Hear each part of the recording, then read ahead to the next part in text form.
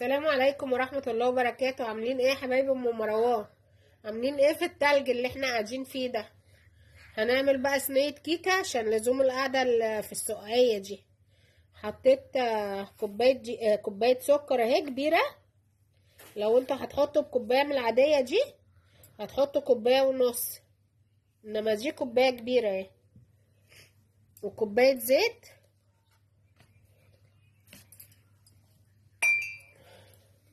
كوباية زيت اهي، عشان دي هتبقى كيكة بالشوكولاتة يعني.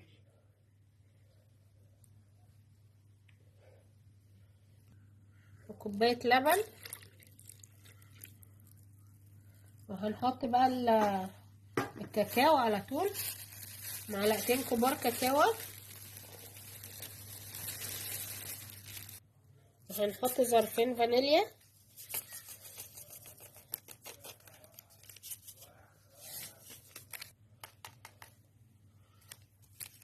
اتنين فانيليا. وهنضرب بقى دول كلهم مع بعض، عشان دول هناخد منهم كوباية نعملها الصوص اللي على الوش بتاع الشوكولاتة. لو عايزين تضربوهم في خلاط اضربوهم. تفضلي تضربيها بقى كده لما السكر يدوب كله. بصوا بقت كلها اهي وبتتقل معانا. هناخد بقى منها كوباية نركنها على جنب، ونحط بقية المكونات على الحاجات اللي احنا حطيناها دي. خدت منها هي كوباية، يعتبر كوباية دي، بس هي الكوباية دي كبيرة. والباقي هحط عليهم بقى 3 بيضات وكوباية. هحط 3 بيضات وكوبايتين دقيق. لازم البيض يبقى بدرجة حرارة الغرفة، مش تجيبيه من التلاجة وتستعمليه. 3 بيضات نضربهم الاول حلو. مش راضيين يتضربوا ليه؟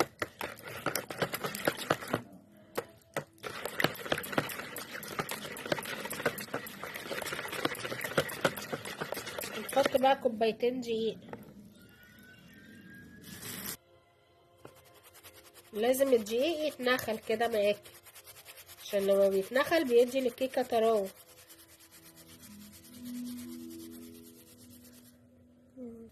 تضربي بقى الدقيق كده مع الحاجه، المكونات اللي انت عملتيها كله في جنب واحد كده.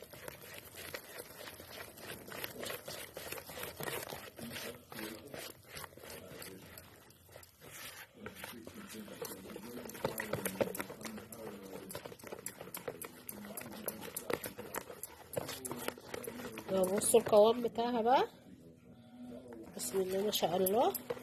لو ما اشتركش في القناه يشترك ويعمل متابعه عشان كل جديد يوصلكم.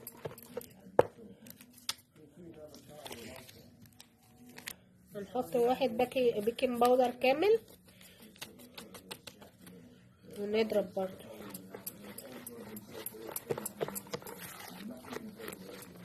كنا هننسي البيكنج باودر.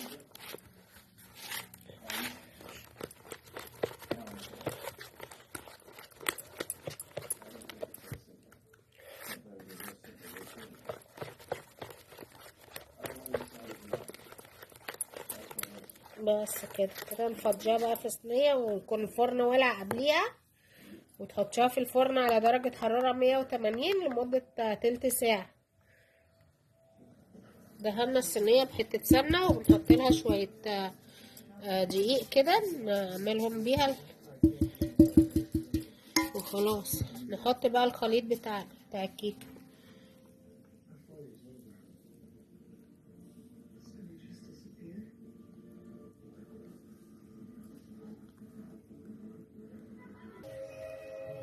لازم نهبدها بقى هبدتين 3 كده عشان نطلع الهواء اللي فيها.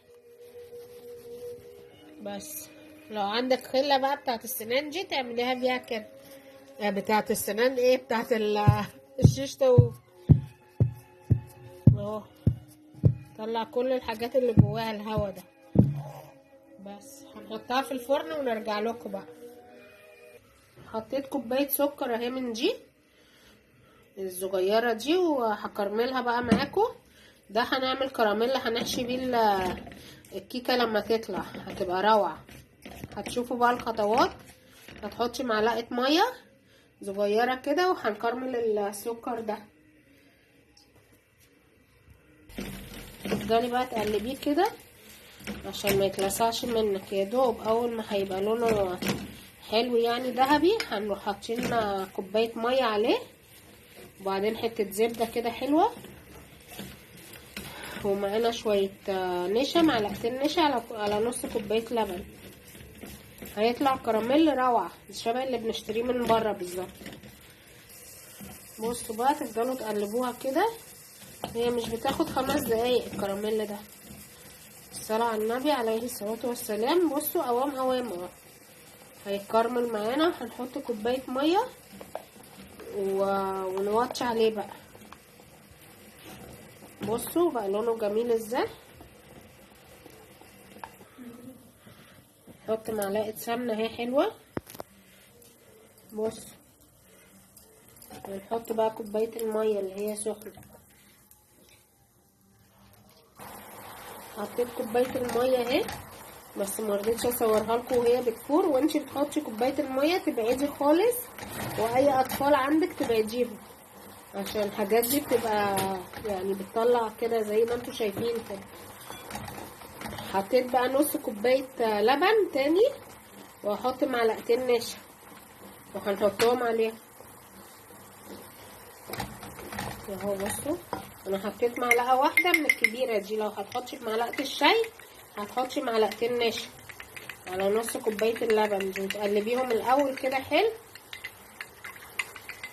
حطيت معلقه واحده اهي من دي بتاعت الاكل، وقلبتها معلقه يعني مليانه. هنحط بقى النشا كده باللبن ونديله تقليبه حلوه.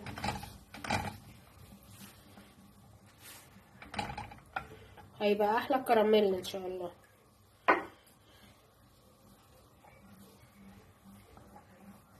برضو مع التقليب اول ما هيتقل هتطفي عليه. وكده الكيكه لسه في الفرن اهي اهو. الكراميل تقل. هسيبه بقى يبرد على جنب على بال ما الكيكه تطلع. لازم ده يكون برد والكيكه تكون بردت عشان نعملهم مع بعض. وات يا بابا. كده طلعنا الكيكه من الفرن اهي. بصوا الجمال، جميله، بس سايبينها تبرد شويه. وهنقلبها في السرفيز هنا عشان نحط الكراميل والصوص فوقيها. بصوا بقى اهي استوت اهي وبقت جميله وقلبتها. هنا بقى هتجيبي اي معلقه عندك وتحاولي تخرمي بيها الكيكه كده. اي ظهر معلقه يعني، او شوكه، اسباتيولا، اي حاجه عشان نحط الكراميل جواها بالمنظر ده. بس مش لازم نخرمها للاخر تحت، يعني يا دوبك كده، بحيث ان الحته اللي تتقطع تبقى فيها صوص كراميل، تبقى كلها محشيه من جوه.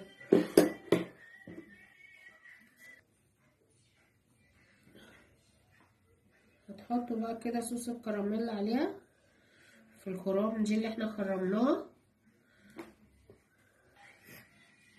صوص الكراميل بقى جميل لما برد شويه.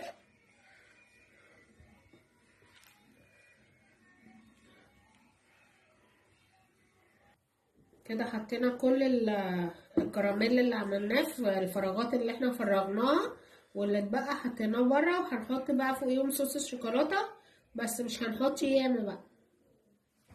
دي هتبقى اخر طبقه، وبعد كده تقطعوا بقى وبالهنا والشفا.